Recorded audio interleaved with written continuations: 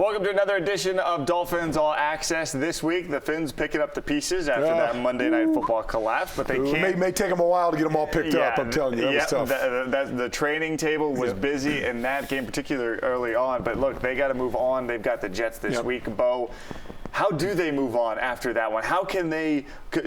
The injuries that piled up, how did they regain their focus? Well, look, the Jets may have done themselves a favor by having one of their best games that they've played all season long. They played really well, and the quarterback, Zach Wilson. I mean, he had a career day for himself. So he's hyped. The Jets are hyped, and you know that defense is ready to take to take this offense down a notch or two if they can. So if that doesn't get the attention of this Miami Dolphin football team, then we got some problems going into the last 4 or 5 games of this season. So they've got to be focused, and I think they will. Look, you come off a loss like that, it's bitter, it hurts, and it takes you until about the day before the next game to where you can almost stomach thinking about it. I just hope that's the way the Dolphins are feeling during this week at this point going into that ball game. Let's talk about replacing a guy like Connor Williams, because we saw Jalen Phillips go down. The Dolphins did some things to help the pass rush. They brought in JPP. Reportedly, they also bring in Melvin Ingram. Connor Williams down for the year. Is the answer somewhere else on that O-line? Dwight Stevenson's up the road. You can call Dwight Stevenson Construction. Do they go find someone to help? I don't know at this point. As an offensive line, and it's intricate with calls and stuff. At this point of the year, I don't know if you could do it fast enough. They're just going to have to play with the guys. Look, Liam Eichenberg probably going to be the center there. But look, he started the game last week a little dinged up. He was limping going in. He fought through it and played in the game. But he's going to have to handle that chores. And depending if Robert Hunt doesn't come back, you still got to back up at that side. So this is going to be one of those games for this offense where it's every hand on deck. I don't care if whoever can stand up and line up and get in front of people, make it happen. But I think they'll figure it out. I just think the emotion that they got from the loss to that game is going to fuel what they're doing when they get into Hard Rock on Sunday afternoon. It was a physical and emotional loss for that team.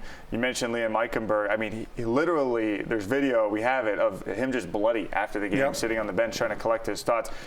I think the Dolphins will wake up and try to figure it out against New York. All right, in terms of what they have to do down the stretch of the regular season, 4 games left, 1 on the road against Baltimore.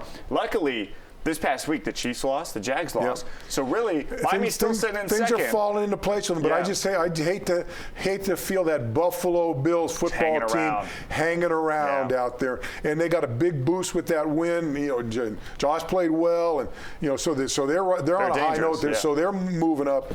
I would like to see them get knocked off and be out of here. But look, the Dolphins, they can't look around and go, that guy's got to beat that team. Those got to beat all they have to do is beat the people that are lined up in front of them over the next month. All they have to do, and they'll be where they want to be. They'll get a home field play. They'll get home field advantage. They may get a bye, but they'll at least be home for a playoff game. Bo, I want you to put your play caller hat on. Dolphins get inside the 10-yard line anytime moving forward. What do you want to see Mike McDaniel call? Are you thinking like 1st and 6? Yeah. And you throw 3 fades? Something like that. You throw 2 fades? Yeah. And some other knucklehead pass? Yeah. When you've got Raheem Mostert that ended up with 18 touchdowns, when he got his 2 after that, who's tied a Dolphin record, I think I would have taken my shot. Look, it's easy to be a Monday morning quarterback. It's easy to be a second guesser. It's that guy with those glasses on and the sweatpants hiked up. He's the one that's got to take all the heat for that. But hey, you know what? He's done. Let me put it this way: play calling wise, he's done more good than he's done poorly. Yeah, that's true. One of my favorite moments, though, from Hard Knocks this week was Raheem Mostert scores a touchdown, goes back to the bench. They show, the pitch that failed, and the Dolphins get the ball back, and Raheem puts his helmet on and goes, let's go get one more.